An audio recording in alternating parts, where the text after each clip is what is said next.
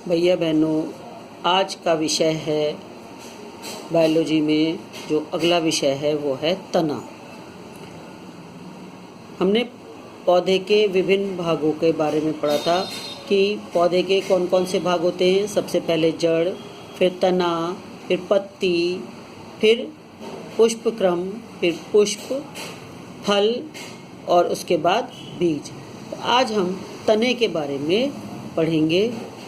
हमने कल पढ़ा था कि जड़ का निर्माण जो होता है, जब हम बीज बोते हैं तो उसमें से जो प्रांकुर निकलता जो मूलांकुर निकलता है, मूलांकुर या रेडिकल निकलता है, उससे जड़ का निर्माण होता है। और बीज से ही एक और अंकुर निकलता है जिसे प्रांकुर कहते हैं, प्रांकुर या प्लूम्यूल कहते हैं, जिसके द्वारा तने का निर्माण होता है। तना जो होता है वो भूमि में ऊपर की ओर बढ़ता है।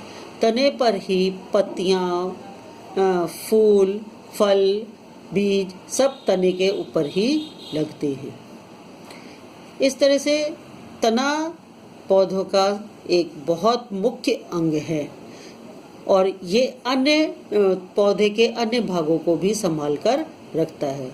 तो चलिए आज हम पढ़ते हैं तने की क्या क्या विशेषताएं हैं।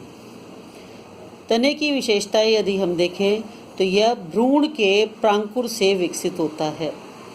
भ्रूण के प्रांकुर से विकसित होता है। प्रांकुर यानी प्लूम्यूल से विकसित होता है। भ्रूण यानी एम्ब्रियो, एम्ब्रियो यानी जब वो बीज जो होता है वो भ्रूण अवस्था में होता है, तो भ्रूण के एम्ब्रियो के प्रांकुर से या प्लूम्यूल से विकसित होता है।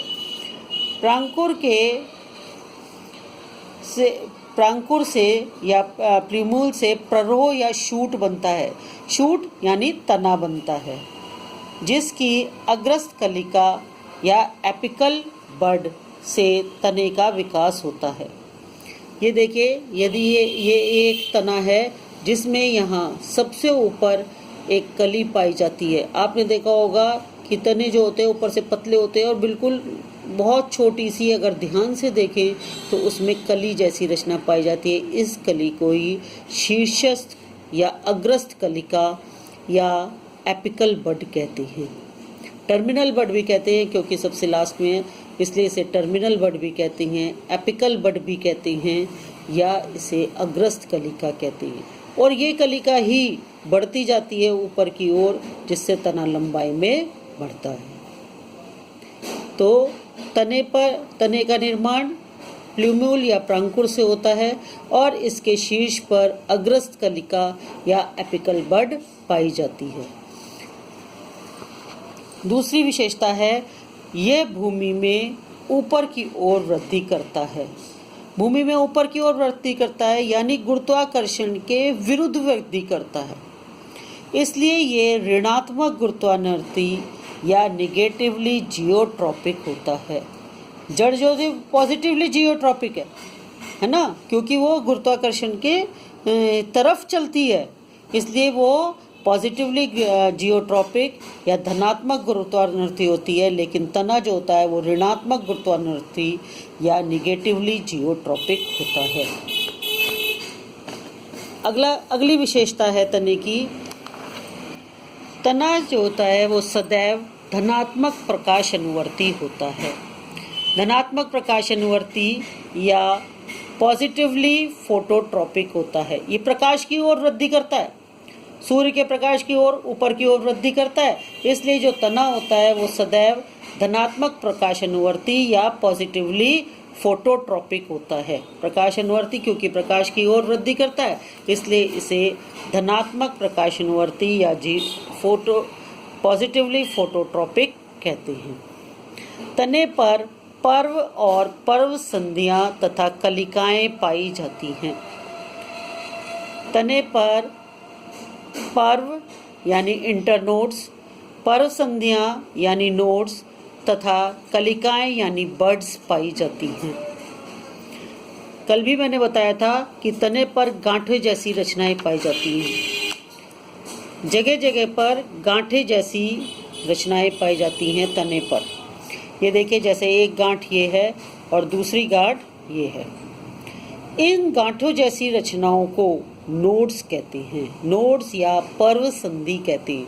जैसे मैंने गन्ने का उदाहरण दिया था कि उसमें गांठे जैसी जो रचनाएं पाई जाती हैं उनको हम नोड्स या पर्व संधि कहते हैं। और दो नोड्स के या गांठों के बीच की पर्व संधियों के बीच की रचना को इंटरनोड या पर्व कहते हैं। इन नोड से ही नई शाखाएं निकलेंगी या नई ब्रांचेस निकलेंगी, या इन नोड से ही पत्तियां निकलती हैं। तो तने पर नोड्स और इंटरनोड्स पाए जाते हैं, जबकि जड़ों में ये पर्व संधियां और पर्व नहीं पाए जाते हैं। तने पर बर्ड्स पाई जाती हैं, एक्सिलरी बर्ड्स होती हैं। एक्सिलरी बर्ड या इन्हें कक्षीय कलिकाएं कहते हैं।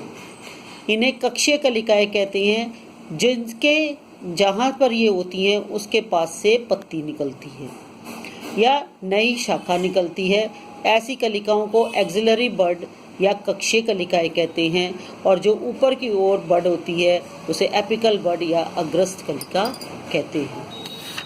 ये रचनाएं जड़ में नहीं पाई जाती, तने में पाई जाती हैं।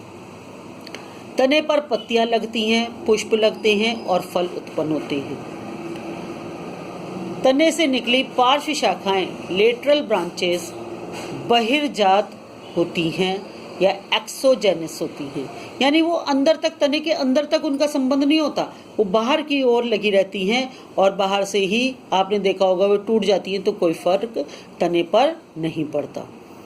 तने पर प्रायः बहुकोशिकीय रोम पाए जाते हैं। अगर हम ध्यान से जो छोटे पौधे होते हैं उनके तनों को देखें तो उस पर रोम जैसी रचनाएं, बाल जैसी रचनाएं छोटी छोटी पाई जाती हैं। ये जो रोम होते हैं वो मल्टी सेलुलर हेयर्स होते हैं या बहुकोशिकीय रोम होते हैं। तने का मुख्य कार्य शाखाओं को फैलाना है, पत्ती, फूल तथा फल को संभाले रखना है ना। पत्ती, फूल और फल इसी पर लगते हैं, वो उन्हें संभाल कर रखता है। ये पानी तथा खनिज लवण तथा प्रकाश संश्लेषी पदार्थों का संवहन करता है, यानी जड़ जो पानी, खनिज लवण, जल, ये भूमि से अवशोषित करती है और इन पदार्थों को तना ही ऊपर तक ले जाने के, पौधे के अन्य भागों तक ऊपर तक पहुंचाने का कार्य करता है। कुछ तने भोजन संग्रह करके सहारा और सुरक्षा देने और कायिक प्रवर्धन का भी कार्य करते हैं। तनों का मुख्य काम क्या है? ये मुख्य काम इसका है शाखाओं को फैलाना है, पत्ती, फूल, फल को संभाल के रखना है। ये पानी और खनिज लवणों का और प्रकाश संश्लेषी पदार्थों का, प्रकाश संश्लेषण जो पौधे अपना भोजन स्वयं बनाते हैं उन पदार्थों का संवहन करता है। संवहन यानी एक स्थान से दूसरे स्थान तक पहुंचाता है। कुछ तने भोजन संग्रह करते हैं, भोजन को स्टोर करते हैं, भोजन का संग्रह करते हैं। कुछ सहारा देते हैं, तने जो होते हैं वो पौधों के लिए सहारे का कार्य करते हैं और सुरक्षा देने का भी कार्य करते हैं। ये कायिक प्रवर्धन या वेजिटेटिव प्रोपगेशन भी करते हैं, वेजिटेटिव रिप्रोडक्शन भी करते हैं। ये आगे पढ़ेंगे हम वेजिटेटिव रिप्रोडक्शन क्या होता है। अभी फिलहाल आप समझ लें कि तने जो हैं वो वेजिटेटिव रिप्रोडक्शन या कायिक प्रवर्धन भी करते हैं। अब देखते हैं कि तनों में क्या क्या रूपांतरण होते हैं। जैसे जड़ों में रूपांतरण होता रहता है, जड़ें विभिन्न कार्यों के लिए रूपांतरित हो जाती हैं, उसी तरह से तने भी रूपांतरित हो जाते हैं, मॉडिफिकेशंस ऑफ स्टेम। तने में विभिन्न कार्य करता है। तने का मुख्य कार्य भूमि से अवशोषित, जड़ों द्वारा भूमि से अवशोषित जल और खनिज लवणों को पौधे के ऊपरी भागों तक पहुंचाने का है। लेकिन इसके अलावा ये कुछ कार्य और भी करता है। ये भोजन संचय करने का काम करता है। ये पौधे को ऊपर तक, कुछ पौधों के तने कमजोर होते हैं तो कुछ इनमें विशेष रचनाएं निकल आती हैं जिनके सहारे ये ऊपर चढ़ जाते हैं। इस तरह से तने जो होते हैं वो कुछ विशेष कार्यों के लिए रूपांतरित हो जाते हैं। उसी रूपांतरण को हम पढ़ते हैं। ये जो रूपांतरण है वो 3 प्रकार से होता है। तनों के भूमिगत रूपांतरण या मॉडिफिकेशंस ऑफ अंडरग्राउंड स्टेम्स। अब भूमिगत रूपांतरण क्या होता है। नंबर 2 है अर्धवायवीय तनों के रूपांतरण या modification of subaerial stems, और नंबर 3 है वायवीय तनों के रूपांतरण या मॉडिफिकेशन ऑफ एरियल स्टेम्स। सबसे पहले समझते हैं कि भूमिगत रूपांतरण क्या है। हम ये कहते हैं कि तना भूमि के ऊपर वृद्धि करता है, भूमि के ऊपर होता है और भूमि के ऊपर वृद्धि करता है, और जड़ें जो होती हैं वो भूमि के अंदर रहती हैं। लेकिन कुछ तने ऐसे हैं जो कुछ विशेष कार्यों के लिए भूमि के अंदर पाए जाते हैं। ऐसे तनों को भूमिगत तने या अंडरग्राउंड स्टेम्स कहते हैं। अंडरग्राउंड स्टेम्स कहते हैं ऐसे तनों को भूमिगत तने या अंडरग्राउंड स्टेम्स कहते हैं। और क्योंकि ये रूपांतरित हो जाते हैं इसलिए इन्हें भूमिगत रूपांतरण या मॉडिफिकेशन ऑफ अंडरग्राउंड स्टेम्स कहते हैं। जो तने भूमि के अंदर चले जाते हैं रूपांतरित होकर उन्हें अंडरग्राउंड स्टेम्स कहते हैं। दूसरे हैं अर्धवायवीय तने। अर्धवायवीय नाम से समझ में आ रहा होगा, वायवीय मतलब होता है वायु में, और अर्धवायवीय यानी उनका आधा भाग, कुछ भाग तो भूमि के अंदर रहता है और कुछ भाग भूमि से ऊपर आ जाता है। तो ऐसे तनों को अर्धवायवीय तने या modification of subaerial stems कहते हैं। अर्धवायवीय तनों को सब एरियल स्टेम्स कहते हैं। अर्धवायवीय तने जो कि उनका कुछ भाग भूमि के अंदर रहता है और कुछ भाग ऊपर आ जाता है, तो ऐसे तनों को अर्धवायवीय तने या सब एरियल स्टेम्स कहते हैं। तीसरे प्रकार के होते हैं वायवीय तनों के रूपांतरण यानी मॉडिफिकेशन ऑफ एरियल स्टेम्स। जो वायु में रहता है, तने का भाग जो वायु में रहता है वो एरियल कहलाता है, वायवीय भाग कहलाता है या एरियल कहलाता है। इस तरह से ये 3 प्रकार के तने हो गए, एक तो भूमिगत तने, दूसरे अर्धवायवीय तने और तीसरे वायवीय तने यानी अंडरग्राउंड स्टेम्स या सब एरियल स्टेम्स, और तीसरे प्रकार के हो गए एरियल स्टेम्स। अब हम इन तनों के रूपांतरण को देखते हैं। भूमिगत तने जो होते हैं वो भी आगे कई प्रकार से रूपांतरित होते हैं, जिसमें पहले हैं कंद या ट्यूबर, दूसरे हैं प्रकंद या राइजोम। कंद का उदाहरण है आलू, राइजोम का उदाहरण है अदरक, घनकंद या कॉर्म का उदाहरण है अरबी, और शल्ककंद या बल्ब का उदाहरण है प्याज। सब एरियल्स के जो प्रकार हैं वो हैं ऊपरी भूस्तरीय या रनर, जिसका उदाहरण है दूब घास, भूस्तरीय या सकर, जिसका उदाहरण है पुदीना, अंत्य भूस्तरीय या स्टोलन, जिसका उदाहरण है स्ट्रॉबेरी, और भूस्तारिका या ऑफसेट, जिसका उदाहरण है जलकुंभी। तीसरे प्रकार के हैं एरियल स्टेम्स या वायवीय तने।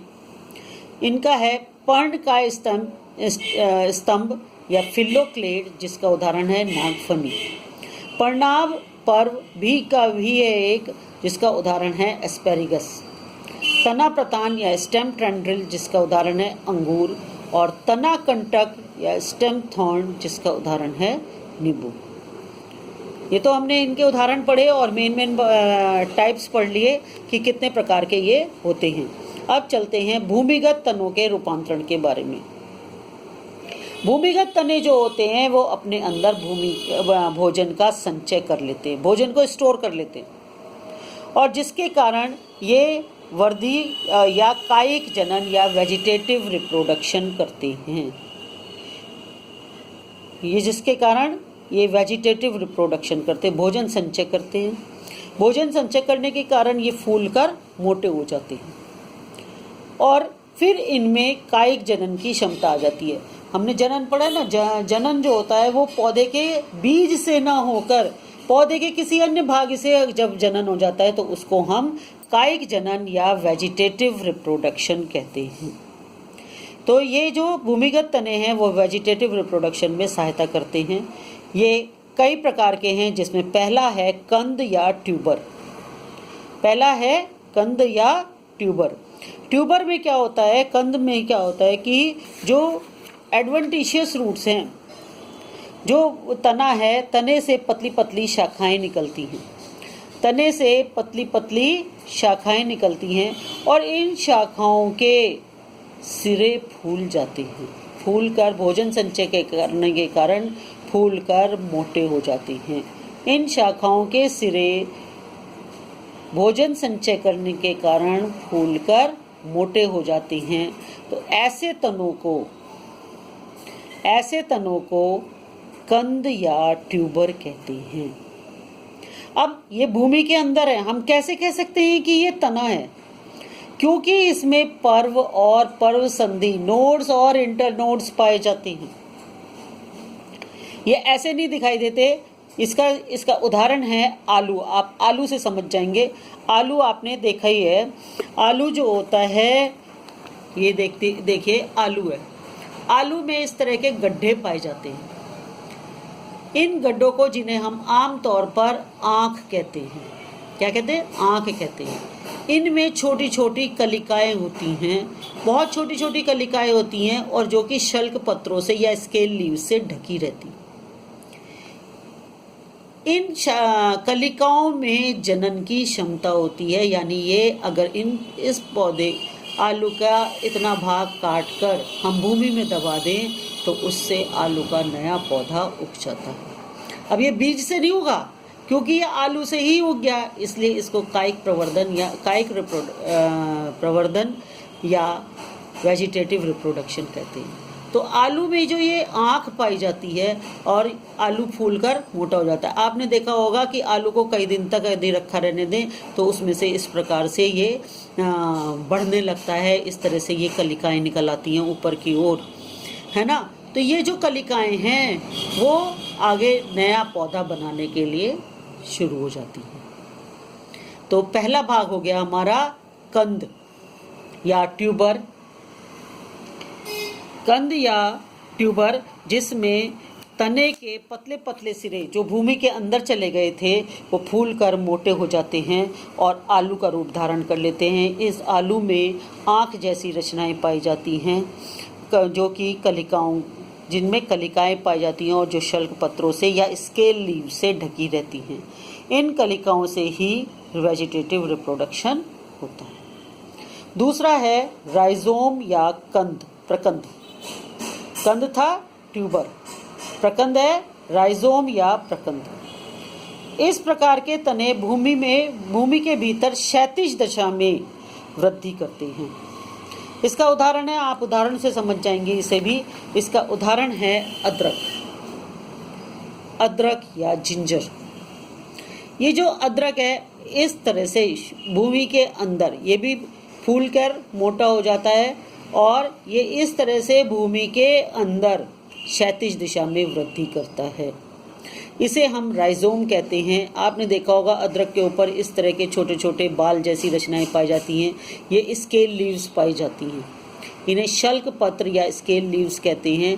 और ये जो जहाँ से ये बाल जैसी रचनाएं निकल रही हैं, उस जगह को, ये जो बाल जैसी रचनाएं जहाँ से निकल रही हैं, इस जगह को नोड्स कहते हैं। और ये दो नोड्स के बीच की इंटरनोड कहलाती है। ठीक है ना। तो इनसे ये जो होते हैं, ये भूमि में क्षैतिज दिशा में वृद्धि करते हैं। ये होते हैं राइजोम या इन्हें प्रकंद कहते हैं। इसका उदाहरण है अदरक। इस पर स्केल लीव्स पाए जाते हैं और क्योंकि इस पे नोड्स और इंटरनोड्स पाए जाते हैं, इसलिए ये भी तना है। इस पे बड्स भी पाई जाती हैं, बड्स या कलिकाएं भी पाई जाती हैं। इस तरह से ये भूमिगत तना है जो कि फूल कर भोजन संचय करने के कारण फूल कर मोटा हो जाता है। तीसरे प्रकार के हैं घनकंद या कॉर्म। घनकंद या कॉर्म, इनका विकास मिट्टी में ऊर्ध्वाधर वृद्धि होने के से होता है।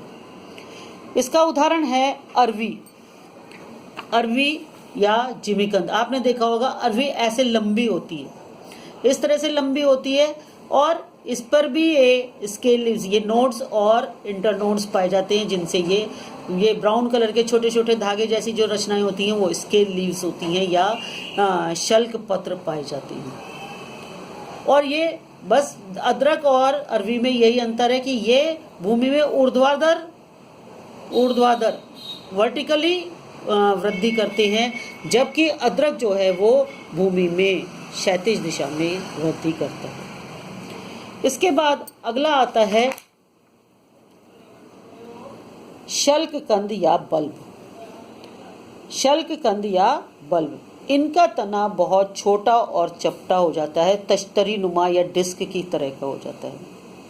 बहुत छोटा और चपटा, रासित या रिड्यूस हो जाता है, यानी बहुत छोटा हो जाता है। और इस तने पर शल्क पत्र या स्केल लीव्स लगे रहते हैं जो जिनमें भोजन संचय रहता है। इसका उदाहरण है प्याज। प्याज, ये देखिए, ये प्याज है, इसमें ये नीचे की ओर रूट्स निकल रही हैं। रूट्स किससे निकलती हैं? तने से। रूट्स निकलती हैं तने से। अब ये जो इसका तना है वो ये देखिए, ये कटा हुआ प्याज है, ये जो डिस्क जैसी रचना दिखाई दे रही है ये इसका तना है। ये बहुत छोटा तश्तरी नुमा या डिस्क जैसा हो जाता है, इससे ये रूट्स निकल आती हैं और ऊपर की ओर ये स्केल लीव्स लगी रहती हैं। ये स्केल लीव्स भोजन संचय करने के कारण फूल जाती हैं और इन्हें ही हम भोजन के रूप में यूज करते हैं।